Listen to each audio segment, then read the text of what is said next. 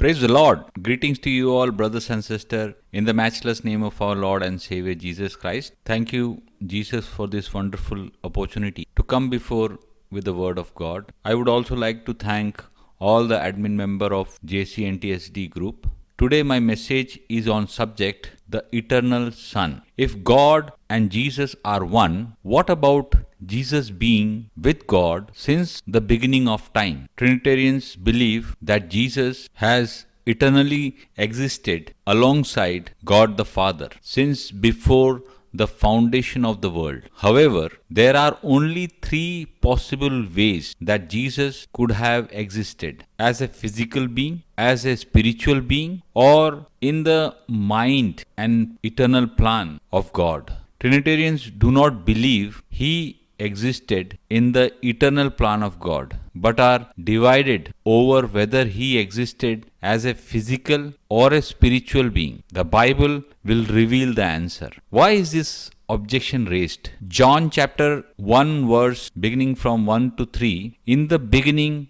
was the Word, and the Word was with God, and the Word was God. The same was in the beginning with God. All things were made by him, and without him was not anything made that was made. So here they want to place Son in place of Word, and they want to prove that the Son was existing with the God the Father. So the problem with that is that if I replace Word with Son and God as Father, then this verse needs to be read as, in the beginning was the Son, and the Son was with the Father, and the Son was Father. So here also we can see that it is clearly pointing that the Son is the Father. When you read Philippians chapter 2 verse 1 to 6, who being in the form of God thought it is not robbery to be equal with God, but made himself of no reputation, and took upon him the form of a servant, and was made in the likeness of men. And being found in fashion as a man, he humbled himself and become obedient unto death, even the death of the cross. Jesus said in John chapter 8 verse 56, your father Abraham rejoiced to see my day, and he saw it and was glad. Jesus said in John chapter 17 verse 5, and now, O Father, glorify thou me with thine own self, with the glory which I had with thee before the world was. In John chapter 17 verse 24, Father, I desire that they also whom you gave me may be with me where I am, that they may behold my glory which you have given me, for you loved me before the foundation of the world. What are some of the problems encountered with these objections? If the Son was physically or spiritually present with God the Father since the beginning of time, how exactly did he become God the Son? Where was his mother? There was never been a son without the fusion of a father and a mother. And why is the third person, God the Holy Spirit, never given a relationship status to the other two, or even a name for that matter? Trinitarians refers to Jesus as God the Son and claim he was eternal. The Bible refers to Jesus as the Son of God and clearly state he was begotten. In John chapter 3 verse 16, for God so loved the world that he gave his only begotten Son, that whoever believes in him should not perish but have everlasting life. Did God have a spiritual Son first and then send him to become a begotten Son? If the Son was physically or spiritually present with the Father in the beginning, how was he born at Bethlehem? Did God make himself disappear and then reappear in Mary's womb for the 9 months period of developing inside the womb, where there was only 2% of the Trinity in operation? If John 1:1 is to be interpreted as the Son was with the Father, then you must also finish the verse by concluding that the Son was the Father. If John was trying to teach us about the Trinity in John chapter 1 verse 1 to 3, why did he not mention the Word being with both God the Father and the Holy Spirit? God the Father does not share his glory with anyone. Isaiah chapter 42 verse 8. I am the Lord, that is my name, and my glory I will not give to another, nor my praise to carved images. God the Father does not have an equal. Isaiah chapter 46 verse 5. To whom will you liken me, and make me equal, and compare me, that we shall be alike? The Old Testament never mentions the existence of the Son, except when it is prophetic in nature, in future, about the promised Son. Genesis chapter 3 verse 15. And I will put enmity between you and the woman, and between your seed and her seed. He shall bruise your head, and you shall bruise his heel. Isaiah chapter 9 verse 6. For unto us a child is born, unto us a son is given, and the government will be upon his shoulder, and his name will be called Wonderful Counselor, Mighty God, Everlasting Father, Prince of Peace. What does the Bible actually means? The original Greek text used the word logos, where it has been interpreted as word. In the beginning, the logos was with God. The definition of the word logos are descriptions such as thought, mind, speech, and plan. This makes sense because it was the spoken word or the speech of God that created the world. Psalms 33 verse 6. By the word of the Lord were the heavens made, and all the host of them by the breath of his mouth. Capitalization of Lord signifies God the Father, Yahweh. Did we forget that in Genesis 1, God said, "Let there be," and there was? Can there be more than one creator? Isaiah chapter 45 verse 18 says, For thus saith the Lord that created the heavens, God himself that formed the earth and made it. He hath established it. He created it not in vain.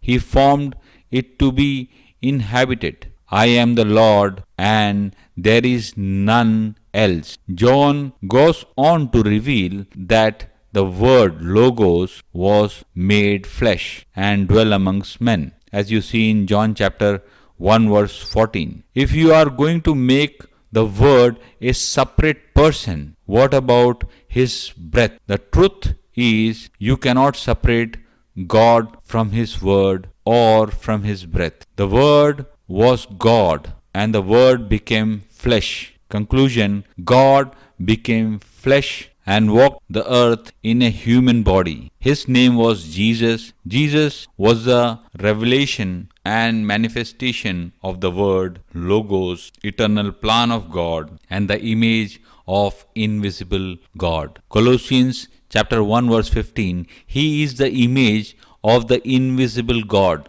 the firstborn over all creation. 1 Timothy chapter 3 verse 16. And without controversy, great is the mystery of godliness. God was manifested in the flesh, justified in the spirit, seen by the angels, preached amongst the Gentiles, believed on in the world, received up in glory. John chapter 14 verse 9, Jesus said to him, Have I been with you so long, and yet you have not known me, Philip? He who has seen me has seen the Father. So how can you say, Show us the Father? Jesus could not have existed as a physical being since the beginning because the Word was made flesh. Flesh cannot be made into flesh. Jesus could not have existed as a spiritual being in the beginning, because that would mean that there were three spiritual beings present at the creation, two of whom somehow become related as the Father and Son, and the third remains as a mystery to this day. That theory is simply not supported by any scriptural text. The following scripture clearly causes those two theories to crumble. Galatians chapter 4 verse 4, "But when the fullness of time was come, God sent forth his Son, made of a woman, made under the law." Did you grasp that? That is how God's Son came into existence. He was made of a woman. That is in perfect harmony with John chapter 1 verse 14 and John chapter 3 verse 16. His only begotten Son. That leaves us with only one undeniable explanation. Jesus existed in the eternal plan of God. Check this scripture out. Revelation chapter 13 verse 8, "And all that dwell upon the earth shall worship him, whose names are not written in the book of life of the Lamb, slain from the foundation of the world."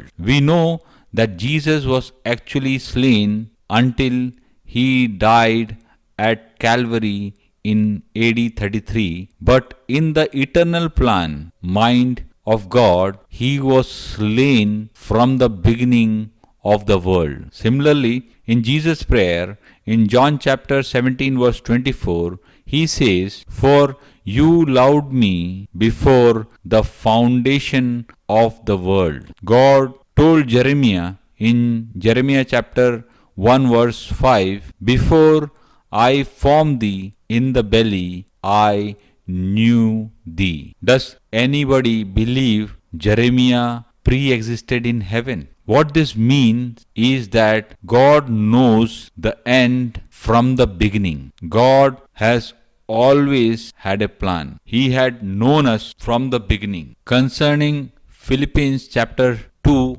verse 6 to 8, this does not teach co-equal person, because God cannot have an equal, as Isaiah chapter 46 verse 5 say. Jesus was the visible image of the invisible God, as Colossians chapter 1 verse 15 say. Why did not think it to be a robbery or a blasphemy to be equal to God? Because he was God. Why he did not consider himself to be robbing the glory from God? Because he and the Father were not two, they are one, as mentioned in John chapter 10 verse 30. The Pharisees knew exactly what he was claiming to be. When he forgave sin, they wanted him to be stoned for blasphemy, because who could forgive sins but God alone? Mark chapter 2 verse 7. Why does this man speaks blasphemy like this? Who can forgive sins but God alone? Though he was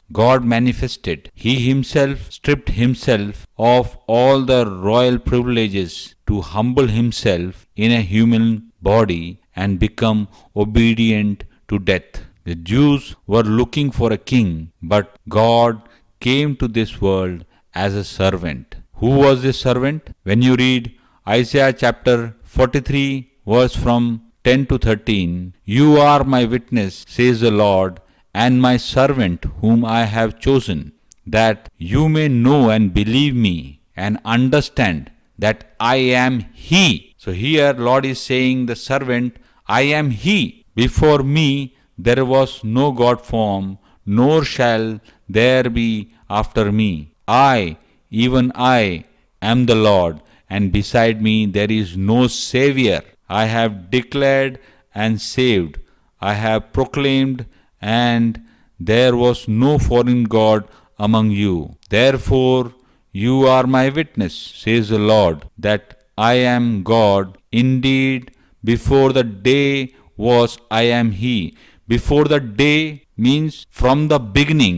I am He means from the beginning God was this servant. It is very important to note that John chapter 1 verse 1 to 3, was written after John had heard and understood every last word of Jesus, including his prayer in John chapter 17. Yet John never declared that the Son was with God. He said, "The Word was with God." When the Word became flesh, that holy thing was given the title, the Son of God, as mentioned in Luke chapter 1 verse 35. This is how the Son of God came into existence. God's eternal plan was to come and redeem his people from their sins. Genesis chapter 3 verse 15. God the Father was made flesh and dwell